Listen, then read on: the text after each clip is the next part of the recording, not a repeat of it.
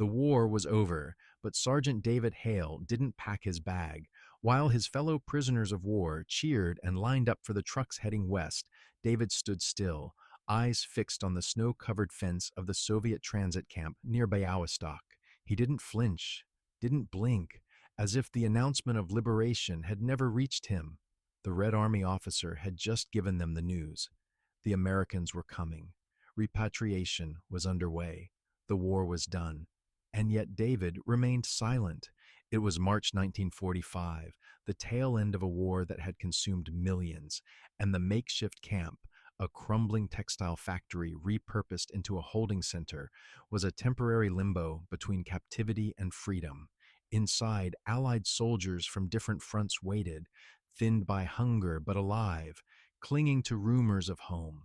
Some were British, some French, a few Canadians, and dozens of Americans like Hale, though he was nothing like the rest. He barely spoke. He followed routines with a quiet, mechanical resolve. Every morning he shaved with a dull blade. Every night he wrote in a torn notebook with no cover. No one knew what he wrote. When others cursed the guards or dreamt aloud of New York, Boston, Kansas, he simply stared out at the pines beyond the fence. His silence wasn't fear. It was something else, something that made the others keep their distance. David had been captured 3 months earlier in Saxony. He was part of a reconnaissance unit that had fallen behind during a retreat, surrounded and taken prisoner. His left ankle had been broken, and his only possession was a letter from his wife, hidden in his jacket lining. That letter had been confiscated the first day in the camp. No one ever saw him ask for it back. The guards noticed him, but didn't harass him. Even Captain Markov, the grizzled Soviet officer in charge, seemed to respect him. "The quiet American," he once muttered, "carries himself like a man already dead." David helped others. He lifted weak limbs, gave half his bread, traded his scarf for medicine when Steinberg caught fever. But nothing ever softened in his gaze. When repatriation trucks arrived, men cheered, some cried.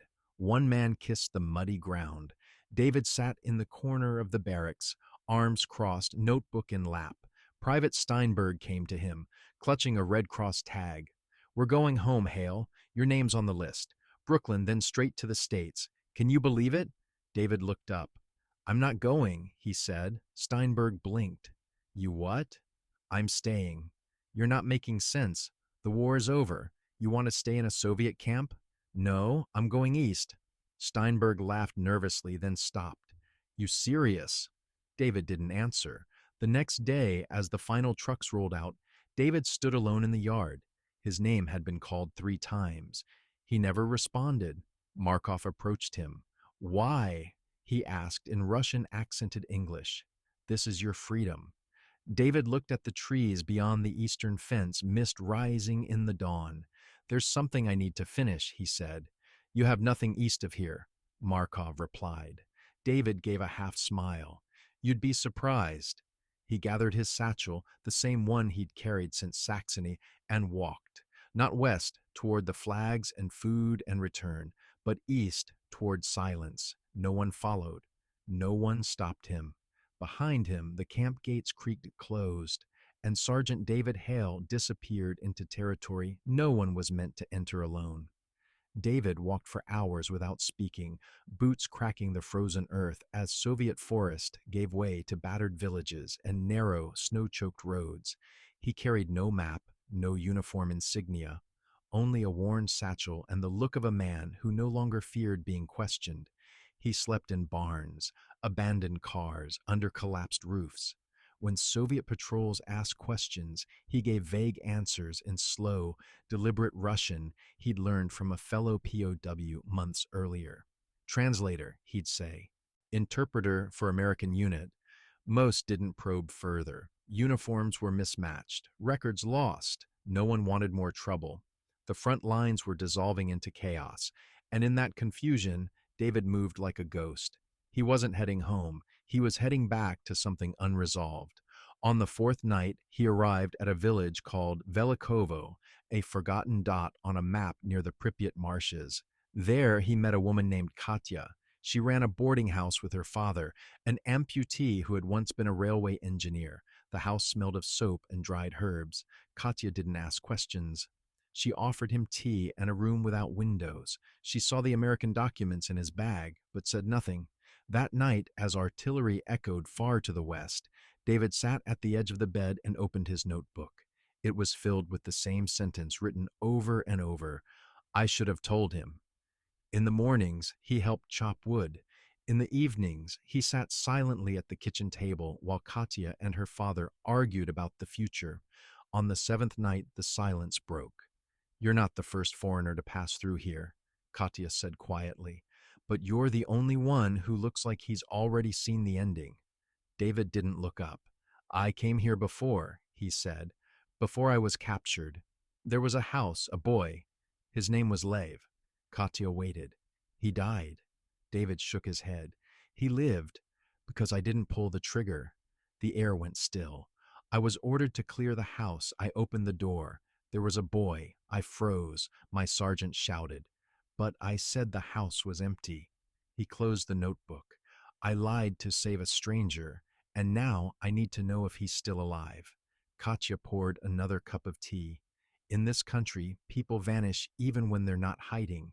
David's hands trembled slightly. I left someone behind, he said, not just him, a part of me. I thought surviving the war would mean peace, but I carried it with me. That night, he dreamed of smoke, screams, a door that never closed. The next morning, Katya gave him directions. There's a woman in Pinsk, works in the registry office. She might know who lived, who didn't. David nodded. He thanked her father in broken Russian. As he stepped out into the cold, Katya handed him a small cross. Not for faith, she said, for memory, so you don't forget who you are on the way. On the road to Pinsk, he passed burned wagons, shallow graves, children collecting scrap metal from destroyed tanks. He avoided convoys, slept in ditches. The closer he got to the truth, the heavier his chest felt. The closer he got, the more the snow felt like ash. 2 days later, he reached Pinsk. It was a city shattered by retreat. Buildings stood with open wounds, bridges broken in half. He found the registry office by following the line of women in shawls, each clutching a torn photograph. Inside, behind a cracked window pane, sat a woman named Olga. She wore glasses held together by wire and smelled of cigarettes and ink. David slid a name across the desk. Lev Sokolov. Olga scanned the name, then paused. What relation? None, he said. But I need to know. She searched slowly, card by card, record by record. Finally, she found something. She didn't smile, just pushed forward a small yellowed page. Sokolov, Lev, born 1936, survived the winter of 43, transferred to orphanage in Gomel. Last known record, 1944. David's breath caught. He nodded slowly. Thank you. You a relative? She asked. No, he said. Just someone who was supposed to kill him. He walked out into the snow as church bells rang in the distance. The bells didn't mark peace. They marked a reckoning. David reached Gomel under a sky the color of lead. The train station was a ruin. Its roof peeled back like a rusted tin can, and the town bore the scars of retreating armies. He asked for directions to the orphanage in hushed Russian, always with his hood up, always watching his shadow. The building was hidden behind a bombed-out school, barely standing, its name faded but still legible. Dom Detstva, number 4. Inside, children shuffled in silence, eyes too old for their faces. A woman named Daria greeted him. She was severe, tired, and far too young for the weight she carried. Lev Sokolov, she repeated. He was here, a quiet boy. Liked to draw, he left. David's heart clenched. Left? Taken by someone. We had visitors, party members, officers. They took boys with strong eyes. Said they'd be trained. Trained for what? For the future, she said flatly. They never came back. She paused. One of them left a sketchbook behind. We keep such things. She returned moments later with a cracked folder. Inside were pages of rough drawings, soldiers, trees, a dog, a house, One page showed an American helmet. Not just any helmet, it had a number scratched on the side. Hale recognized it. It had been his.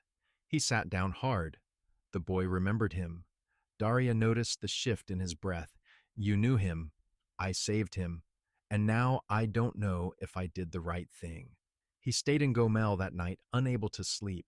The boy he had once spared had been taken, not to freedom, but into another kind of war.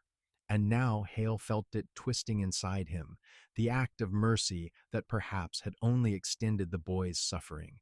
He didn't know if he'd saved a life or delayed a death. In the morning, he went to the station and found a man in a worn NKVD coat.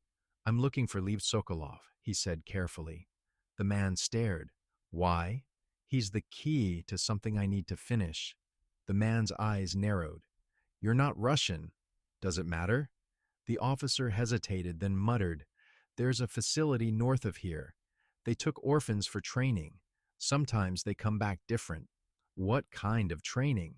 The man didn't answer. He handed David a slip of paper with coordinates. You didn't get this from me.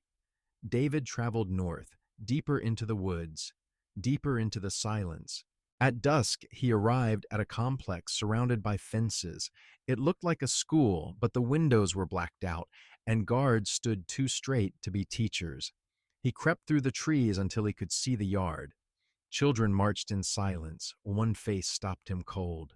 The boy was older now, but it was him. Lev. Pale, sharp-featured, eyes distant. David almost called out, but he stopped. A uniformed officer walked behind the boys, barking in Russian. Lev stumbled slightly. The officer struck him hard. Lev didn't react. David felt the weight of every year since he spared that child. What had he brought him into? That night, David returned to a train station miles away. In his notebook, he wrote one sentence again and again. If I leave now, I become the man who let it happen twice. He knew what it meant. To intervene was to expose himself, perhaps to vanish into the same machinery that had taken Lev. To walk away was to betray the very choice that had once defined him. On the platform, a train to the west stood ready. Doors open, unwatched. One step and he could be gone, buried in freedom. Instead, he turned away. In the snow near the yard, he buried the notebook. Then he walked back toward the forest, toward Lev, toward the second act of a story he never meant to write. The forest swallowed sound. Snow muffled every footstep as David crawled through the pine undergrowth toward the edge of the compound. The facility, quiet, precise, disciplined, radiated the chill of something deeper than winter. This wasn't a school. It was training camp for something unspoken. Children moved in rigid silence, drilled with gestures rather than voices. The guards wore no insignia.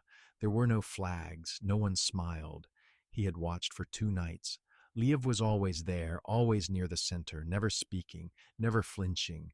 There was no window in the dormitory, no fence breaks. The only opening was the rear utility gate, padlocked during the day, opened briefly before dawn when the kitchen truck arrived. On the 3rd night, David moved.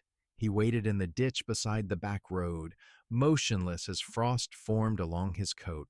When the truck rolled in, headlights barely cutting the fog, he moved behind it, using the vehicle as cover.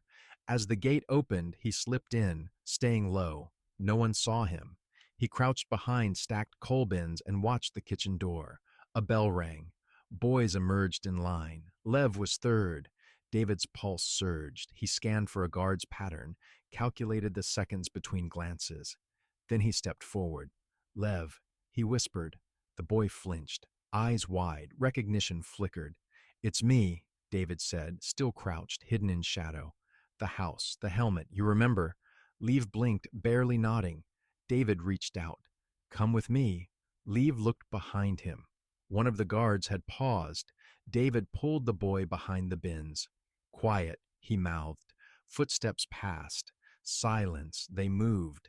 Through the yard, behind the stores, across the compound's eastern wall, where a tree leaned just enough to offer footing. David climbed first, then held out his hand. Lev followed. They landed hard on the other side and sprinted into the woods. branches clawing at their clothes. No alarms, no dogs, just cold and breath and the fire in their legs. They didn't stop until morning. Hidden beneath a collapsed wooden shed in the forest, they huddled. David passed him a piece of chocolate wrapped in wax paper, something Katya had given him weeks before. Why? Liev asked in broken English. Why come back? David looked at the pale sky. Because they were going to turn you into someone who forgets. Forget what? That you had a choice. They moved at night, avoiding roads. David knew the way west, but also knew time was thin. The further they got, the more Lev spoke, quietly, sparsely. He remembered the day David had spared him. He remembered being pulled from the house by German soldiers after David lied. He remembered the orphanage. He remembered being told never to speak of his past. In a village called Pruzhany, they found an old barn. Inside, an elderly couple fed them and gave them coats. That night, a stranger arrived. Tall, coat too clean, boots too new. He asked questions, spoke perfect Russian. The couple lied, said they'd seen no one. The man left without knocking over a single plate. In the morning, the couple urged them to go. They're watching the rails, the old man said. Not just the soldiers, the quiet ones. From Minsk. They walked for 3 more days. Liev was coughing now, shallow and dry. David gave him his scarf, carried him when his legs gave out. Finally, they reached the river, the Bug, on the far side, Poland. Then hope. A small ferry crossed at night, no lights. A fisherman agreed to take them. You're not the first, he muttered, but few make it. As they stepped aboard, David hesitated. A shadow moved near the tree line. A figure with a rifle. No uniform, just dark eyes. The boatman froze. He's alone, David said. He won't shoot. But he was wrong. A single shot cracked. David shoved Liev down. The bullet tore through his side. Pain flared, then cold. Liev screamed. The boatman pushed off. They drifted, slow, as the trees blurred and night swallowed everything. Lev pressed his coat into the wound. Don't die, he said. David smiled faintly. Now you remember. As dawn broke over the river, they reached the other side. David collapsed onto the muddy shore. Liev cried out for help. Voices came, boots, hands, but David's eyes stayed on the boy. You're free, he whispered. Then he closed his eyes. The doctors at the Red Cross field post near WWII said David Hale shouldn't have survived the crossing. The bullet had missed his lung by less than an inch, but he had lost too much blood. For 2 days he drifted between silence and fever, never speaking. Lev refused to leave his side. The boy who had once walked in drills without blinking now sat in a hard wooden chair, night and day, hands clenched in his lap. On the 3rd morning, David opened his eyes. Where are we? He murmured. Poland, Liev said, almost a whisper. You made it. David looked at the ceiling. No, we made it. Weeks passed. The war was over, but borders still shifted. Soldiers became refugees. Prisoners became mysteries. David gave no real name to the Red Cross, only his initials. He didn't want medals. He didn't want files. He wanted Lev safe. The boy was taken in by a relief family from Belgium. David insisted. He needs peace, he said, not stories. Liev resisted, but finally agreed. On the day of departure, he hugged David tightly. I'll remember, he said. David smiled, pale and tired. That's all I ever wanted. Then they parted. David remained in the hospital another month. He was offered repatriation to America, but declined. No family left, he claimed. No reason to return. It was a lie, but it was easier than explaining the truth. In July 1945, he disappeared from official records. Witnesses say he boarded a freight convoy toward Western Germany. Others say he was seen near a displaced persons camp, helping translate for orphans. Then nothing, no grave, no document, just silence. Lev never saw him again, but he never forgot. Years later, as a grown man living in Antwerp, Liev began drawing again, not from memory, some from feeling. He filled sketchbooks with forests, snow, faces half lit by firelight.